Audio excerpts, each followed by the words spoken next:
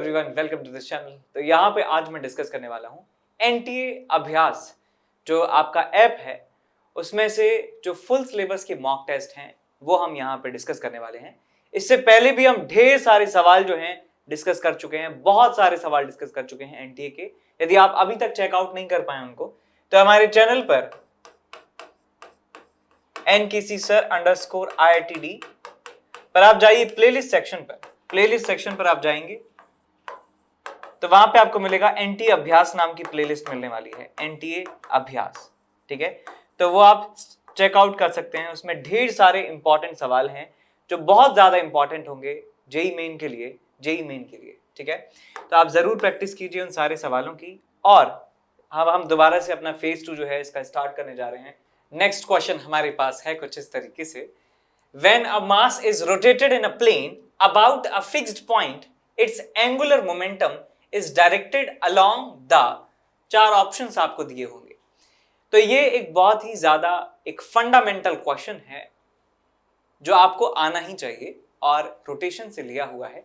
तो एक बार पढ़िए दोबारा से कि एक मास है और उसको रोटेट किया जा रहा है इन अ प्लेन, एक प्लेन में रोटेट कर रहे हैं, यानी कि एक समतल एक प्लेन में उसे रोटेट किया जा रहा है अबाउट अ फिक्स्ड पॉइंट, एक फिक्स्ड पॉइंट के about. It's angular momentum is directed along the. तो जब एक पार्टिकल, एक मास मूव करता है एक सर्कल में तो उसका एंगुलर मोमेंटम इस फॉर्मूले से दिया जाता है, L vector is equal to R vector cross P vector. या इसे लिख सकते हैं कि हम P वेक्टर को लिख सकते हैं मास इनटू वेलोसिटी वेक्टर, और मास पूरे समय कांस्टेंट रहता है तो इसे M R cross V vector भी लिखा जा सकता है। तो जो डायरेक्शन L वेक्टर का होगा वही direction R vector cross V vector का होने वाला है। तो हम हमेशा एंगुलर मोमेंटम का डायरेक्शन देखने के लिए R क्रॉस V वेक्टर का डायरेक्शन देख लेते हैं। तो यहां पे मैं मान लेता हूं कि एक पार्टिकल को घुमाया जा रहा है इस तरीके से इसे घुमाया जा रहा है। ये इसका एक्सिस है, ये इसका एक्सिस ऑफ रोटेशन है, एक्सिस ऑफ रोटेशन है। ये पार्टिकल जा रहा है ऐसे, पार्टिकल का वेलोसिटी है ऐसे, और पार्टिकल का जो आर वेक्टर है, पार्टिकल का आर वेक्टर का मतलब उस पॉइंट के अबाउट पोजीशन वेक्टर किसका, पार्टिकल का। इस फिल्म में प्रोटैगनिस्ट कौन है, मेन लीड एक्टर कौन है, ये पार्टिकल है, बिकॉज सबसे पहले नाम इसका आया है। तो इस एक्टर का जो पोजीशन वेक्टर है आर वेक्टर, वो हमें यहां पे पहचानना होगा कि ये सेंटर से ये वाला जो वेक्टर है ये आर वेक्टर है। अब हम जानते हैं कि वेक्टर को हम हमेशा पैरेलल टू इटसेल्फ शिफ्ट कर सकते हैं, तो हम इस वेक्टर को पैरेलल टू इटसेल्फ शिफ्ट कर देंगे तो ये बन जाएगा हमारे पास आर वेक्टर, और आर क्रॉस वी जो है ऊपर की तरफ आ रहा है, यानी कि एक्सिस ऑफ रोटेशन की तरफ आ रहा है इस वाले केस में एल वेक्टर। अब मान लीजिए यदि पार्टिकल दूसरी तरफ मूव करता, पार्टिकल ऐसे उल्टे तरीके से मूव करता, तो उसका आर वेक्टर होता ये वाला, और आर वेक्टर को आगे शिफ्ट कर सकते थे आर वेक्टर को, और वेलोसिटी वेक्टर होता ऐसे, तो आर क्रॉस वी उस वाले केस में नीचे की तरफ आता। लेकिन मैं कह सकता हूं तभी भी वो एक्सिस ऑफ रोटेशन के अलोंग ही आ रहा है। तो इसका मतलब एंगुलर मोमेंटम एक पार्टिकल के लिए जो प्लेन में घूम रहा है उसके एक्सिस ऑफ रोटेशन के अलोंग ही होने वाला है। और यहाँ पे क्यूट सा जिफ जो है, यहाँ पे आप देख सकते हैं कि ये जो पार्टिकल है इसका वेलोसिटी वेक्टर है, ब्लू कलर से दिखाया है। यहाँ पे जो ब्लू कलर से दिखाया है वो वेलोसिटी वेक्टर है, और जो रेड कलर से दिखा रहे हैं वो आर वेक्टर है। तो जो पिंक कलर से दिख रहा है आपको वो एल वेक्टर है। तो आप देख सकते हैं कि कैसे अब यहाँ पे पिंक वाला जो वेक्टर है एल वेक्टर ऊपर की तरफ है, और यदि ऑपोजिट सेंस में रोटेशन हो तो जो एल वेक्टर है नीचे की तरफ हो जाता है। ठीक है, समझ गए सब लोग। Hello my dear students, I am Neeraj Kumar Chaudhary और फिजिक्स टीचर। बच्चों, एक बहुत ही इंपॉर्टेंट इन्फॉर्मेशन लेके आया हूं अगेन आपके लिए। Unacademy champions league is back again. फिर से अनअकैडमी चैंपियंस लीग का टेस्ट हो रहा है, जो कि 14th and 21st of November को होगा ग्रुप स्टेज पे, जिसमें 25 क्वेश्चन होंगे और 1 घंटे का एग्जाम होगा, 1 से 2 PM होगा। ठीक है बच्चों, और फाइनल्स होगा 28 नवंबर को, जिसमें 75 क्वेश्चंस होंगे और 3 आवर्स का होगा, जो कि 1 to 4 PM होगा। और इसमें बच्चों बहुत अच्छे अच्छे अवार्ड्स हैं, ठीक है ना, ये आप जानते ही हो बहुत अच्छे तरीके से। 5 CR तक के आप इसमें अवार्ड्स जीत सकते हो, इतना बड़ा पूल है, तो चांसेस बहुत ज्यादा है। ठीक है बच्चों, और अगर इसमें आप अच्छी रैंक लाते हो ग्रुप स्टेज में, तो 1 से 10 पे आपको 20,000 का प्राइस है, और 100% स्कॉलरशिप है, यानी कि कोई भी सब्सक्रिप्शन लेते हो 100% ऑफ। ठीक है ना। 11 to 30 की रैंक आती है तो 10,000 और 50% इस पे ऑफ, और बाकी का भी आप देख सकते हो। और अगर आप फाइनल में रैंक लेके आते हो तो आपको 1 लाख का कैश प्राइज है और 100% स्कॉलरशिप है, ठीक है ना। ऊपर के टॉप 10 रैंकर्स को यानी कि 1 से लेके 10 तक 100% स्कॉलरशिप है, और रैंक 1 को 1 लाख, 2 और 3 को 60 और 4 और 10 को 50,000 तक के प्राइस हैं, ठीक है बच्चों। तो बहुत ही बेहतरीन मौका है अच्छे अच्छे प्राइजेस जीतने का, ठीक है बच्चों। और ये है स्पेशल प्राइज वीक, यानी कि ये जो हफ्ता चल रहा है, अगर इस वीक में आप सब्सक्रिप्शन लेते हो तो आपको बहुत बड़ा डिस्काउंट मिल रहा है, ठीक है ना। 10 + 10 यानी कि 20% का, अप्रोक्सीमेटली 20% का डिस्काउंट मिल रहा है आप अगर इस स्पेशल वीक में सब्सक्रिप्शन लेते हो तो, ठीक है ना। किस तरीके से, अगर आप आइकॉनिक का सब्सक्रिप्शन लेते हो और तो मान लीजिए 1 लाख का अगर आपकी फीस है तो आपको बस 81,000 का पड़ेगा वो, यानी कि पूरे 19,000 यानी कि अप्रोक्सीमेटली 20% का आपको फायदा है। प्लस वाला जो है, प्लस में अगर आप देखते हो तो आपको प्लस में भी जो चीज 53,000 की है वो आपको मतलब 53,000 की पड़ रही है आपको 12,000 का ऑफ लेके, ठीक है। तो ये चीज पहले 67,000 की थी, अभी आपको 53 की मिल रही है, यानी कि पूरा 20% ऑफ है। किस वजह से, इस स्पेशल वीक की वजह से। और ये वीक आपका 10 से 17 नवंबर तक है, यानी कि समझ लो आज इसका लास्ट है, मे भी पॉसिबल है 1-2 दिन एक्सटेंड हो सकता है, बट इसका ऑफिशियली आज लास्ट डे है 17 नवंबर, ठीक है बच्चों। नेक्स्ट देखिए, all star crash course batch, ठीक है ना। 11th क्लास के स्टूडेंट्स के लिए, ठीक है ना, एक क्रैश कोर्स लॉन्च किया जा रहा है, ठीक है ना, 17 नवंबर से, ठीक है ना। 11th का सिलेबस 4 महीने में पूरा कर दिया जाएगा, और जितने भी स्टार एजुकेटर हैं अनअकैडमी पे वो सब लोग इसमें आपको कुछ कुछ चैप्टर पढ़ाएंगे, ठीक है ना। ये देखिए सारे के सारे टॉप टीचर्स हैं, ये सब आपको कुछ कुछ पोर्शन पढ़ाएंगे और 11th का पूरा सिलेबस 4 महीने में कर देंगे पूरा, ठीक है ना। तो ये आपके लिए बहुत ही बेहतरीन मौका है, अगर आप किसी तरीके से कहीं पे चूक गए हैं कोई बैच ज्वाइन करने में, ठीक है, तो आप इससे भी अपना काम कर सकते हैं, ताकि 12th क्लास में आते आते आप में और किसी रेगुलर स्टूडेंट में कोई डिफरेंस ना बचे, ठीक है बच्चों। और इसके बाद आता है ये IIT JEE मेगा कॉम्बैट, ये इंटीजर क्वेश्चंस का कॉम्बैट है, स्पेशली इंटीजर क्वेश्चंस का, ठीक है ना, जो कि 21 नवंबर को सुबह 11 बजे होगा।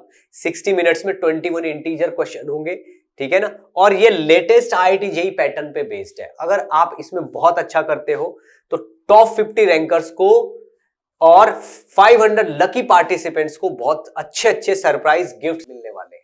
आप देखिए इसमें iPad मिनी है, सैमसंग टैब है, फिटबिट स्मार्ट वॉच है, और ये JBL के हेडफोन्स हैं, और Amazon के वाउचर्स हैं, ठीक है बच्चों। तो जितनी जल्दी हो सके उतनी जल्दी इसके लिए एनरोल कर दीजिए, और मेरी तरफ से बेस्ट ऑफ लक। सवाल है हमारे पास, the voltage of clouds is 4 × 10 is raised to the power 6 volt. ये क्लाउड का पोटेंशियल है with respect to ground, ground के रिस्पेक्ट में।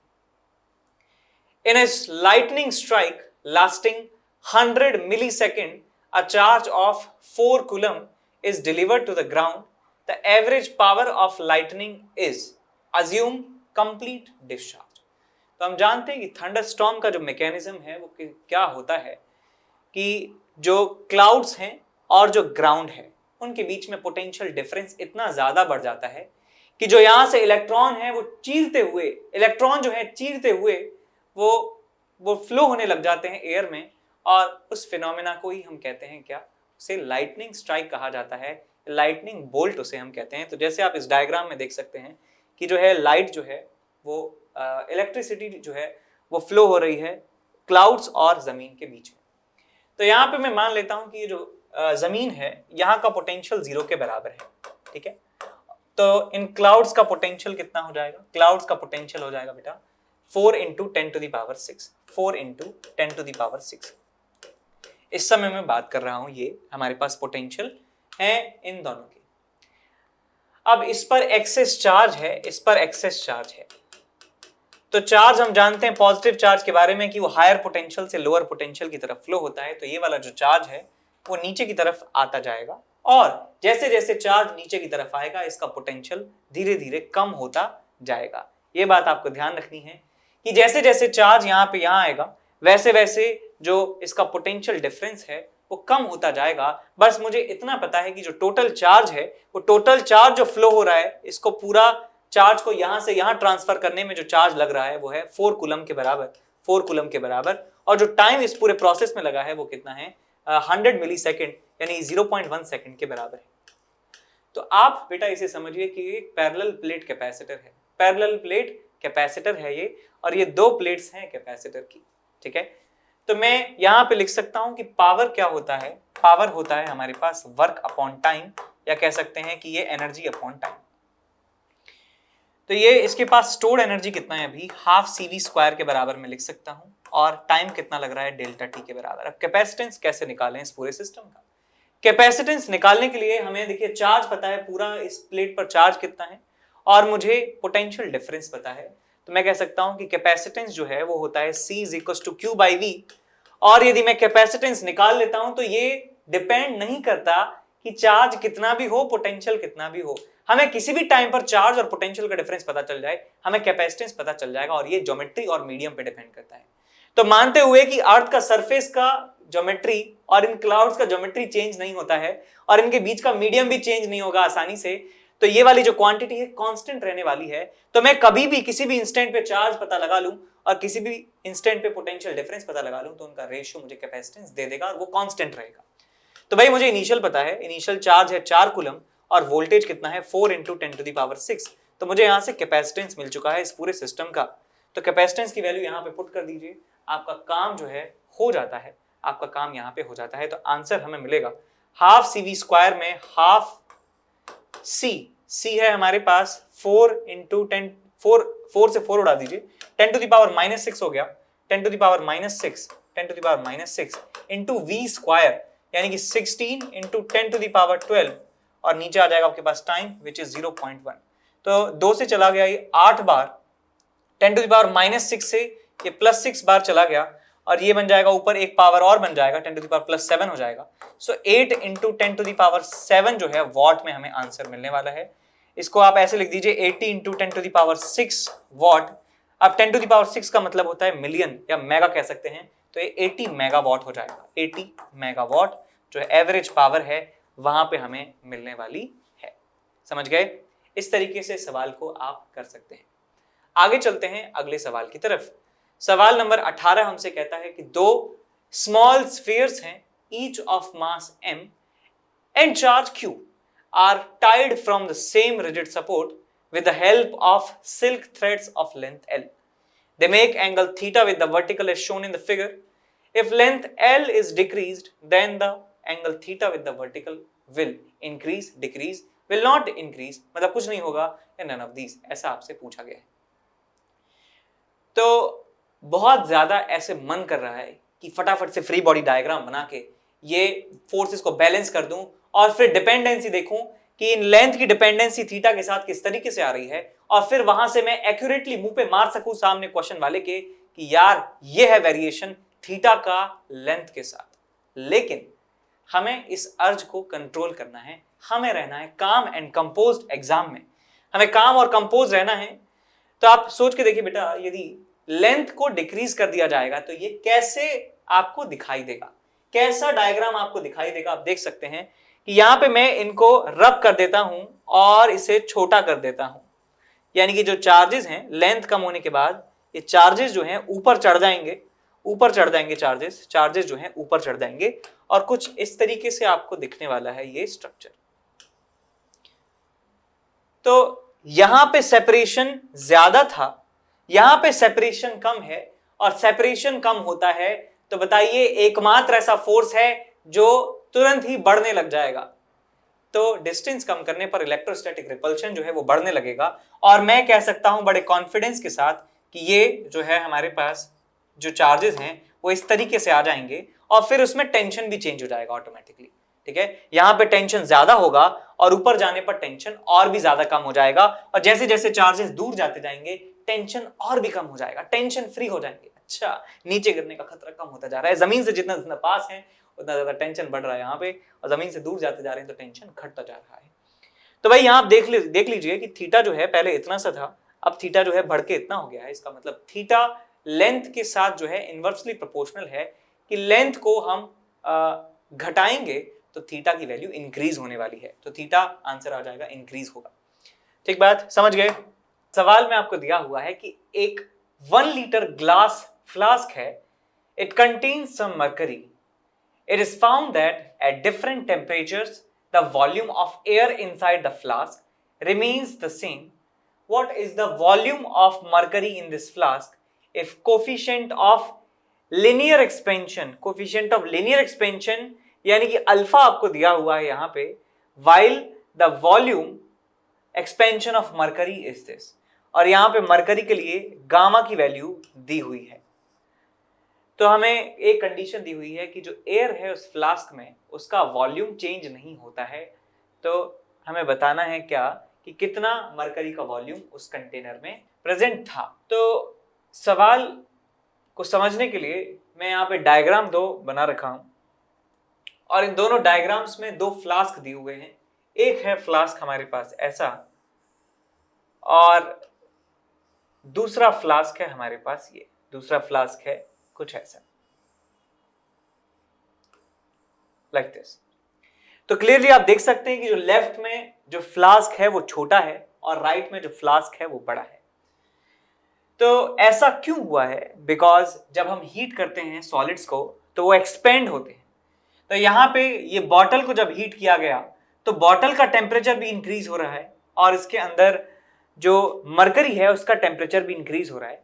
एयर का जो वॉल्यूम है वो चेंज नहीं हो रहा है, ठीक है, एयर का वॉल्यूम चेंज नहीं हो रहा है, एयर एक्सपेंड नहीं हो रही है, लेकिन ये ग्लास की बॉटल और ये मरकरी चेंज हो रहे हैं, एक्सपेंड हो रहे हैं। तो मैं यहां पे मान लेता हूं कि ओरिजिनल जो वॉल्यूम है ग्लास का वो Vg के बराबर है, और मरकरी का जो वॉल्यूम है वो VHg के बराबर है, और एयर का जो वॉल्यूम है वो VAR के बराबर है। सिमिलरली यहां पे मैं कह सकता हूं कि बढ़े हुए टेम्परेचर पर पहले टेम्परेचर मान लेते हैं T0 के बराबर है, और यहां पर टेम्परेचर हो चुका है T0 प्लस डेल्टा टी के बराबर टेम्परेचर हमने इंक्रीज कर दिया है। तो अब इस ग्लास की बॉटल का वॉल्यूम है हो चुका है Vg डैश, और मरकरी के कॉलम जो है मरकरी इसमें इसका वॉल्यूम हो चुका है VHg डैश, लेकिन एयर का वॉल्यूम जो है वो अभी भी बराबर है। एयर का वॉल्यूम जो पहले था अभी भी उतना ही वॉल्यूम यहाँ पर प्रेजेंट है। तो मैं यहाँ पे एक तरीके से हिसाब लगा सकता हूं कि पहले जो टोटल वॉल्यूम है वो किसके बराबर है, Vg is equal to VHg plus VAR, यानी कि जो ग्लास की बॉटल का वॉल्यूम है वो किसने किसने ऑक्यूपाई कर रखा है, वो एक तो मरकरी ने ऑक्यूपाई किया है और वो एयर ने ऑक्यूपाई किया है। मैं कह सकता हूं बाद में भी जो टोटल वॉल्यूम है ग्लास की बॉटल का Vg डैश वो किसने किसने ऑक्यूपाई किया है, वो मरकरी के एक्सपेंडेड वॉल्यूम ने ऑक्यूपाई किया है और एयर के पुराने वाले वॉल्यूम ने मिलकर ऑक्यूपाई किया है। तो हमारे पास 2 इक्वेशंस मिल जाती हैं सिंपल लॉजिक से, क्या टोटल वॉल्यूम है Vg और इसमें कौन कौन है, ये दोनों है, और उसके बाद दूसरी इक्वेशन है कि फाइनल वॉल्यूम है ग्लास की बॉटल का ये, और उसमें कौन कौन भरे हुए हैं, मरकरी और वाटर भरा हुआ है, मरकरी और एयर भरा हुआ है। अब इक्वेशन नंबर 2 में ऐसे नाम दे देता हूं और इक्वेशन नंबर 1 में ऐसे नाम दे देता हूं, और इक्वेशन नंबर 2 और 1 को सबट्रैक्ट कर देता हूं। ऐसा दिमाग में क्यों आया? क्योंकि हमें अल्फा और गामा जो है दिए हुए हैं, एक्सपेंशन दिया हुआ है, और एक्सपेंशन के जो फॉर्मूले होते हैं वो कुछ इस तरीके से रिलेटेड होते हैं, that delta V is equals to V gamma delta T, something like that. तो ये चेंज इन वॉल्यूम होता है, ये ओरिजिनल वॉल्यूम होता है, ये वॉल्यूमेट्रिक कोफिशिएंट होता है, और ये होता है डेल्टा T। तो मैं final volume minus initial volume वाला टर्म जो है प्राप्त करना चाहता हूं। तो इक्वेशन नंबर 2 में से इक्वेशन नंबर 1 को माइनस कर दीजिए, तो आपको मिलेगा Vg dash minus Vg is equal to VHg dash minus VHg, और ये VAR से VAR तो कैंसिल आउट हो ही गया है। तो यहां से जो एक्सप्रेशन हमें मिला है उसका मतलब ये है कि जो इंक्रीमेंट आया है वॉल्यूम में, increment in volume of glass, volume of glass, जितना ग्लास का वॉल्यूम जो है इंक्रीज हुआ था उस ग्लास के बढ़े हुए वॉल्यूम को ऑक्यूपाई कर लिया है किसने, मरकरी के बढ़े हुए वॉल्यूम ने। ये आ गया हमारे पास increment in volume of mercury, volume of mercury, यानी जितना स्पेस क्रिएट हुआ था इस ग्लास के एक्सपेंशन से वो पूरा का पूरा स्पेस जो है ऑक्यूपाई कर लिया है मरकरी ने। एयर को एक्सपेंड होने का यहाँ पे मौका ही नहीं मिला है, एयर एक्सपेंड नहीं हुई है, जो क्वेश्चन में बताया भी है हमको। तो यहाँ पे मैं लिख सकता हूं कि ये जो डेल्टा वीजी है उसे लिखा जा सकता है कि original volume of glass bottle into gamma G into delta T is equal to, यहाँ पे मैं लिख सकता हूं that original volume of mercury into gamma of mercury into delta T. तो डेल्टा टी से डेल्टा टी जो है आपस में कैंसिल आउट हो जाता है। ग्लास का जो वॉल्यूम है 1 लीटर के बराबर दिया था, और गामा जो वैल्यू है ग्लास के लिए, देखिए एक बार ध्यान से कि ग्लास के लिए अल्फा दिया है लेकिन मुझे गामा चाहिए, तो हम जानते हैं कि गामा जो होता है 3 अल्फा के बराबर होता है। तो यहां से आपको मिल जाएगा 27 इंटू 10 टू द पावर -6 पर degree Celsius, this will be the value of gamma. तो यहाँ पे आपको मिल जाएगा 27 into 10 is raise to the power -6, और यहाँ पे आपको मिलेगा इज इक्वल टू VHG जो हमें निकालना ही है इंटू गामा वैल्यू इसका मरकरी का। तो गामा वैल्यू इसका दिया हुआ है कितना, gamma is 1.8 into 10 to the power -4, तो यहाँ जाएगा आपके पास 1.8 इंटू 10 टू द पावर -4। तो इसको 18 बना दीजिए और 10 टू द पावर -5 इसे कर दीजिए। 10 टू द पावर -5 से 10 टू द पावर -1 यहाँ पे बचा है, और ये 9 से गया 3 बार और 9 से गया ये 2 बार, तो ये बन गया आपके पास 1.5 into 10 to the power -1 litre आपको वॉल्यूम जो है मिल जाता है। और यदि आप इसको मिलीलीटर में दिखाना चाहें तो आप इसे मल्टीप्लाई कर सकते हैं 1000 से, तो 1000 से इसको मल्टीप्लाई कर दीजिए तो एक जीरो से ये चला गया, ये डेसिमल से ये चला गया, एक जीरो और बढ़ गई।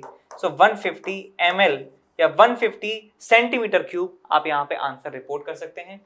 The volume of mercury present inside the beaker was 150 ml. 150 ml, 1 litre का 1000 ml का पूरा कंटेनर था, और सिर्फ 150 ml उसमें मरकरी प्रेजेंट है। ठीक, नेक्स्ट क्वेश्चन हमारे पास है, The mass attached to a spring oscillates with a period of 2 seconds. If the mass is increased by 2 kilogram, then the period increases by 1 second. Find the initial mass m in kg, assuming that Hooke's law is obeyed. Hooke's law जो है यहाँ पे ओबे हो रहा है, इसका मतलब फोर्स जो स्प्रिंग में लगेगा वो kx के बराबर लगेगा। इसका मतलब जो फॉर्मूला होता है टाइम पीरियड का वो 2 pi under root m by k वो यहाँ पे वैलिड रहने वाला है। तो यहाँ पे कुछ सिचुएशन ऐसी है कि हमारे पास एक स्प्रिंग थी इनिशियली, और यहाँ पे कुछ मास लगा हुआ है। मैं मान लेता हूं कि ये मास जो है m के बराबर है, और इसका स्प्रिंग कांस्टेंट k के बराबर है, और इसका टाइम पीरियड क्वेश्चन में दिया है कि t0 is equal to 2 second. अब जब इसमें और एक्स्ट्रा मास ऐड कर दिया जाए, कितना मास ऐड कर रहे हैं, 2 kg हमने मास और बढ़ा दिया, तो देखिए क्या हुआ है कि मास हमने अब कर दिया है टोटल इस ब्लॉक का m+2 kg, और देखिए टाइम पीरियड जो है कैसे बढ़ गया है। टाइम पीरियड बढ़ने का मतलब है कि जो एक साइकिल को कंप्लीट करने में टाइम है वो और ज्यादा लग रहा है, यानी कि और स्लो डाउन पड़ गया है और स्लो हो गया है ये जो हमारा पेंडुलम है। तो हमें ये प्रॉब्लम जो है इसको सुलझाना है कि मास ओरिजिनल था कितना। ठीक है, यहाँ पे टाइम पीरियड जो है हो चुका है 3 सेकंड के बराबर। तो चलिए इन दोनों कंडीशंस के लिए मैं फॉर्मूला लिख रहा हूं टाइम पीरियड का। The time period 2 is equal to 2 pi under root of m by k, 2 pi under root of m by k। Equation number 1 इसे मैं नाम दे देता हूं, और इस पेंडुलम के लिए मैं सेम इक्वेशन लिख रहा हूं बिकॉज हमने स्प्रिंग कांस्टेंट को चेंज नहीं किया है। तो यहां पे मैं कह सकता हूं ये वाली क्वांटिटी सेम रहने वाली है। तो टाइम पीरियड हो गया है 3 is equal to 2 pi under root of mass. अब टोटल मास जो स्प्रिंग से अटैच्ड है दैट इज m+2, तो मास आ जाएगा यहाँ पे m+2, और स्प्रिंग अभी भी सेम है तो k ही रहेगा, इक्वेशन नंबर 2। अब आप इन दोनों इक्वेशंस को क्या करिए, डिवाइड कर दीजिए। इन दोनों इक्वेशंस को आप डिवाइड करेंगे तो 2 पाई से 2 पाई कैंसिल आउट हो जाता है, और आपको मिलेगा यहाँ पे 2/3 is equal to under root of m by under root of k, और यहां मिलेगा आपको under root of k divided by under root of m+2।